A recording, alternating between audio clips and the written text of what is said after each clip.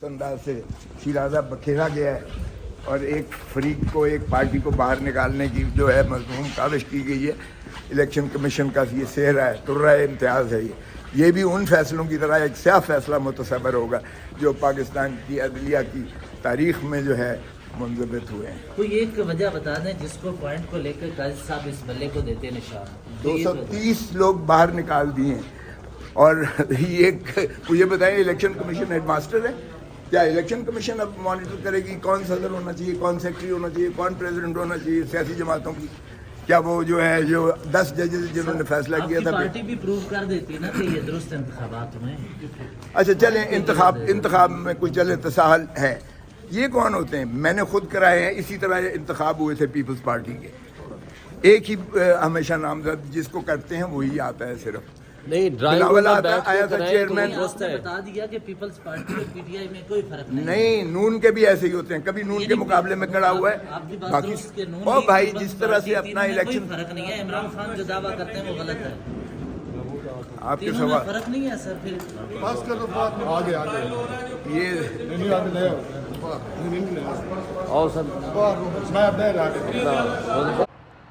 अस्सलाम वालेकुम, मतीउल्लाह जान, MJ TV। Supreme court of Pakistan की तरफ से तहरीक इंसाफ के बल्ले के निशान को वापस लेने के हवाले से फ़ैसले के एक दिन बाद आज तहरीक इंसाफ ने चीफ जस्टिस काजी फ़ाइज़ ईसा के सामने जो लेवल प्लेइंग फील्ड की दरख्वास्तें थी वो भी वापस ले लीं। एडवोकेट लतीफ़ खान खोसा ने आज चीफ जस्टिस काजी फ़ाइज़ ईसा से कहा कि बल्ले के निशान के वापस लिए जाने से मुतल्लिक़ सुप्रीम कोर्ट के 2 दिन पहले के फ़ैसले के बाद अब पाकिस्तान तहरीक इंसाफ ये चाहेगी कि अब ये लेवल प्लेइंग फील्ड का मामला जो है अवाम की अदालत के सामने ले जाया जाए, 25 करोड़ अवाम की अदालत के सामने। तो इसलिए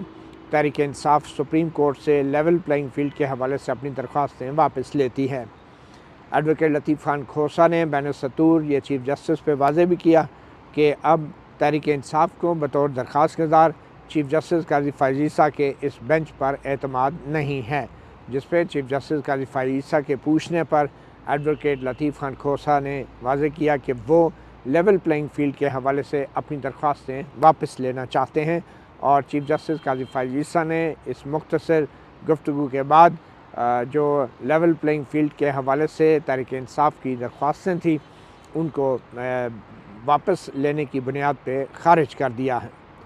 सुप्रीम कोर्ट ने जो तहरीक इंसाफ के बल्ले का निशान वापस लेने के हवाले से इलेक्शन कमीशन के फ़ैसले को बरकरार रखा है,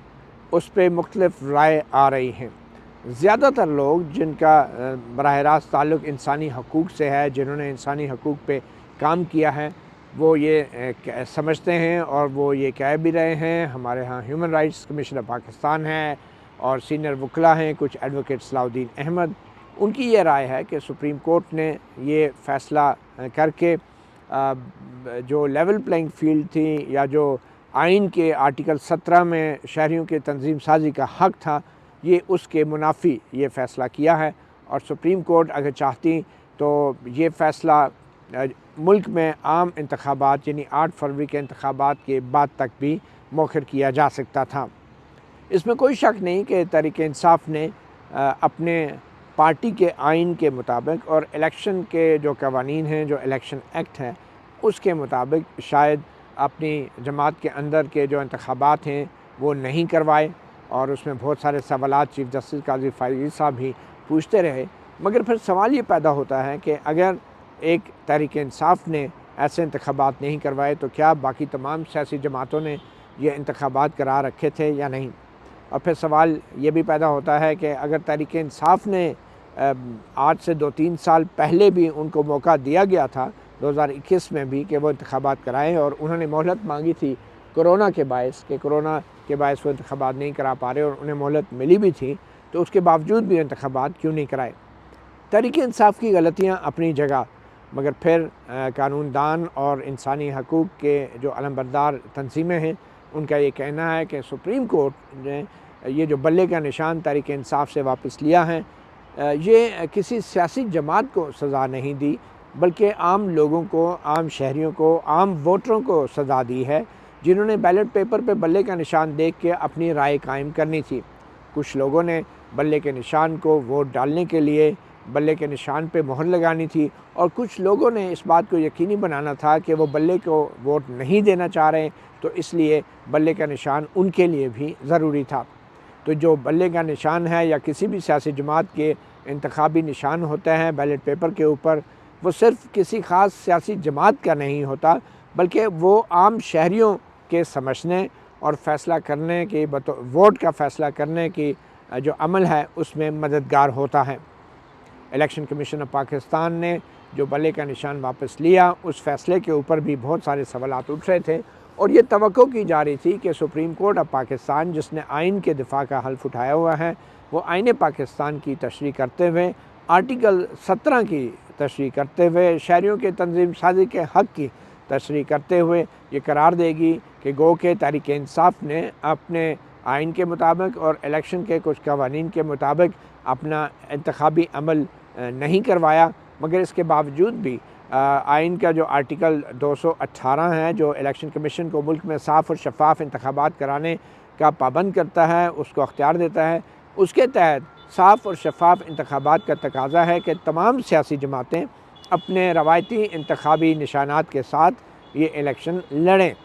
इसके लिए ज़रूरी है कि अगर किसी सियासी जमात में इंतखाबात कानून के मुताबिक नहीं भी हुए तो या तो उन पर भारी जुर्माना आयद किया जा सकता है या फिर इंतखाबी निशान वापस लेने का जो फ़ैसला है उस पर अमल दरामद को आर्जी तौर पर रोका जा सकता था।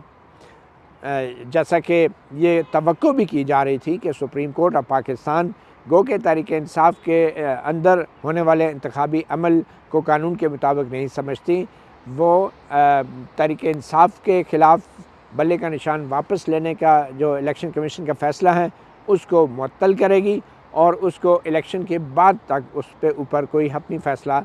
देने की पोजीशन में होगी,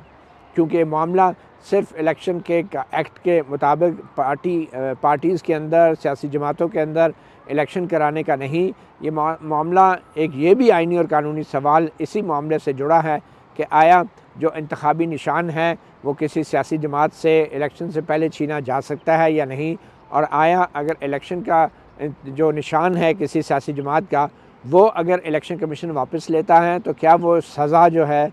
या वो जो पनिशमेंट जैसे आप कहें, क्या वो सियासी जमात को मिलती हैं या आम वोटरों को मिलती हैं। अब इस आइनी सवाल का जवाब जो है वो इलेक्शन से चंद हफ्ते पहले ना तो अभी दिया गया सुप्रीम कोर्ट की तरफ से और ना ही ये कहा गया कि इसके ऊपर बाद में बात हो सकती है। सुप्रीम कोर्ट ने महज इलेक्शन कमीशन के जो रिकॉर्ड पे मौजूद जो हक़ाइक़ थे उनकी बुनियाद पे सवालात का एक सिलसिला शुरू किया और फिर जो जवाब तहरीक इंसाफ के पास नहीं थे उन जवाब ना होने को बुनियाद बना के हक़ाइक़ की बुनियाद पे महज सीधा साधा ये फ़ैसला दे दिया कि चूँकि कानून की खिलाफ वर्जी हुई है तो जो तहरीक इंसाफ है वो इंतखाबी निशान से वो नहीं उसको दिया जा सकता। चीफ जस्टिस काजी फाइज़ ईसा, सुप्रीम कोर्ट के दो दूसरे जजेस जस्टिस मोहम्मद अली मज़हर और जस्टिस मुसर्रत हलाली, इन तीनों जजों में से किसी जज ने भी कोई इख्तलाफ नहीं किया और यहाँ तक भी नहीं लिखा, कोई इजाफ़ी नोट भी नहीं लिखा जिसमें इस सवाल को फ्रेम किया जा सकता था कि क्या इंतखाबी निशान जो है वो सियासी जमात की कोई प्रॉपर्टी होती है या ये इंतखाबी निशान जो है आम शहरियों का एक बुनियादी हक़ है, जानने के हक़ से जुड़ा है और फ़ैसला साजी के हक़ से जुड़ा है, जिसकी मदद से शहरी ये वोटर ये फ़ैसला करते हैं कि आया किसी जमात को वोट देना है या उस जमात को वोट नहीं देना। तो उसके लिए जो इंतखाबी निशान है वो उनके लिए दोनों सूरतों में मददगार साबित होता है। तो इस सवाल को फ्रेम ही इस तरीके से नहीं किया गया और चीफ जस्टिस काजी फाइज़ ईसा ने दौरान समाअत भी जो रवैया अपनाया वो बड़ा ही गैर मामूली और बड़ा ही जारहाना रवैया था, जिसमें वो बार बार एक ही चीज़ साबित करने की कोशिश कर रहे थे कि अकबर एस बाबर नामी एक सियासतदान जो हैं वो तहरीक इंसाफ के बानी कारकुन हैं और वो बतौर कारकुन तहरीक इंसाफ वो ये शिकायत इलेक्शन कमीशन में ले जा सकते थे कि उनकी पार्टी के अंदर इंतखाबात जो है वो इलेक्शन एक्ट के मुताबिक नहीं हुए और पार्टी के आइन के मुताबिक नहीं हुए। ये कोई डिस्प्यूटेड फैक्ट नहीं है, इसमें कोई शक नहीं कि अकबर एस बाबर तहरीक इंसाफ के रुकन हैं, मगर सवाल वही है कि क्या पार्टी के अंदर होने वाले जो इंतखाबात हैं उनको उन पर सवाल उठाना या उनके ख़िलाफ़ दरख्वास्त दायर करना क्या सिर्फ़ तहरीक इंसाफ के कारकुन का हक़ है या हर उस वोटर का भी हक़ है जिसने उस बल्ले के निशान को देख के उसे वोट डालने या उसे वोट ना डालने का फ़ैसला करना था। तो ये चीफ़ जस्टिस काजी फ़ाज़िल ईसा दौरान समाअत बार बार अकबर एस बाबर को बानी कारकुन साबित करने के लिए जितने सवाल पूछते रहे वो एक गैर ज़रूरी अमल था। और उसके बाद चीफ़ जस्टिस काजी फ़ाज़िल ईसा क्योंकि ये तमाम कार्रवाई लाइव भी दिखाई जा रही थी तो एक तासर मिला कि उन्होंने अपने सवालात से आम लोगों के जहन में ये एक माहौल पैदा कर दिया कि तहरीक इंसाफ ने कानून की खिलाफ वर्जी की है और सिर्फ़ कानून के तकाज़ों के हवाले से तमाम सवाल जवाब किए, जिससे ये तासर उभर रहा था कि तहरीक इंसाफ की ही तमाम गलती है। हालांकि इन तमाम गलतियों के बावजूद सुप्रीम कोर्ट ऑफ पाकिस्तान ने ना तो तहरीक इंसाफ के आइन के दफ़ा का हल्फ उठाया था और ना ही सुप्रीम कोर्ट ऑफ पाकिस्तान ने ये कहा था कि जो भी कानून है अगर वो बुनियादी इंसानी हकूक़ और वोटरों शहरियों के हकूक़ के बरखिलाफ़ भी है तो उस कानून को नाफिज करना हर हाल में ज़रूरी है, और वो भी सिर्फ़ एक सियासी जमात के ख़िलाफ़, और वो भी सिर्फ़ चंद हफ्ते पहले आम इंतखाबात से।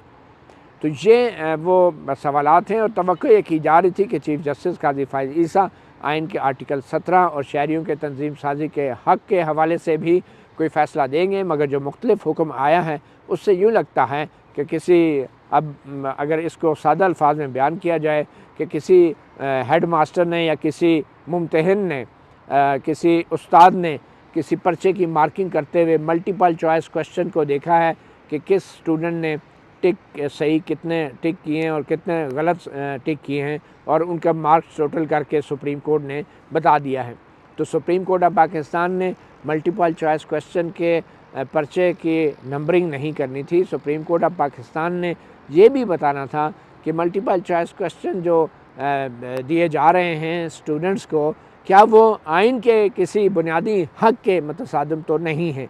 तो वो आर्टिकल 17 की जो तशरीह है, अभी तक तफसीली फ़ैसला तो आया नहीं सुप्रीम कोर्ट का, मगर ये तवक्को की जा रही है कि सुप्रीम कोर्ट आर्टिकल 17 की भी तशरीह करेगी। और अब चूँकि उसने इलेक्शन कमीशन ऑफ पाकिस्तान का ऑर्डर बरकरार रखा है, तो अब देखना यह है कि क्या चीफ़ जस्टिस काजी फ़ाज़िल ईसा और उनके दो साथी जजेस इस हद तक जाएंगे कि वो ये करार दें कि जो सियासी जमातों के अंदर जो इलेक्शन नहीं कराए जाते वो आइन की भी खिलाफ वर्जी है और वो आर्टिकल 17 की भी खिलाफ वर्जी है। इसमें कोई शक नहीं कि जिस तरह मुल्क में जमहूरियत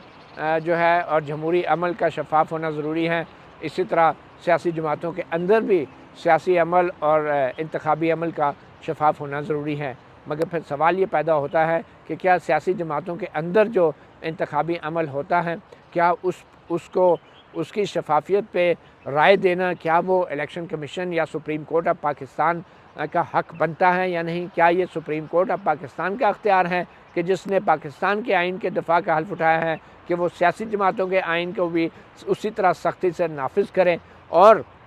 जो बुनियादी इंसानी हकूक़ हैं,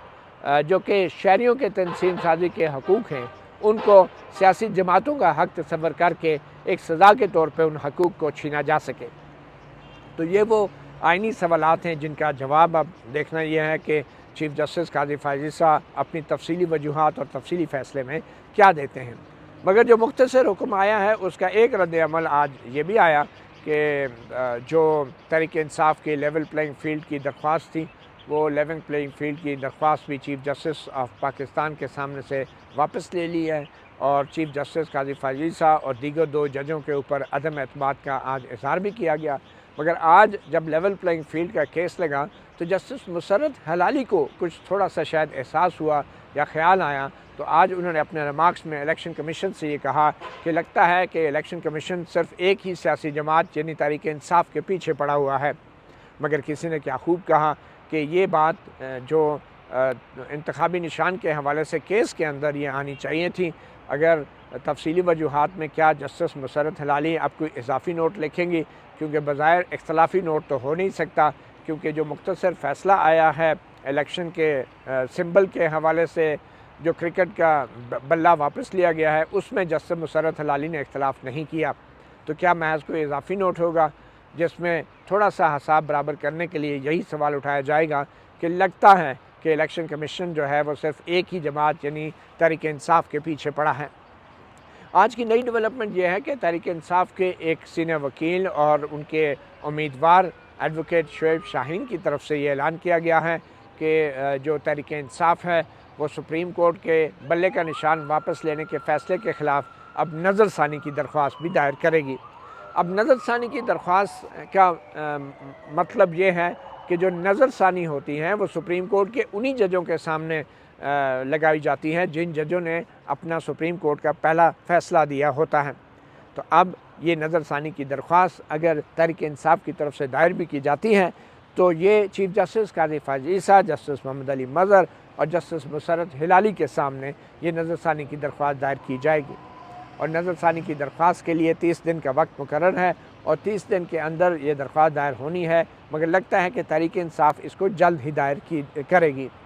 सवाल ये पैदा होता है कि अब जबकि आज ही की तारीख में तहरीक इंसाफ ने चीफ जस्टिस काजी फायज़ ईसा, जस्टिस मोहम्मद अली मज़हर और जस्टिस मुसर्रत हिलाली पर अदम एतमाद का इजहार करते हुए लेवल प्लेइंग फील्ड की दरख्वास्त वापस ले ली है, तो क्या इन्हीं 3 मुअज़्ज़ज़ जजेस के सामने एडवोकेट शोएब शाहीन या तहरीक इंसाफ जो है अब बल्ले के निशान के हवाले से नज़रसानी की दरख्वास्त भी दायर करेगी या नहीं, क्योंकि यही 3 जजेस थे जिन्होंने बल्ले के निशान तहरीक इंसाफ से वापस लेने का फ़ैसला दिया है और कवायद के मुताबिक नज़रसानी की दरख्वास्त इन्हीं जजों के सामने लगनी है।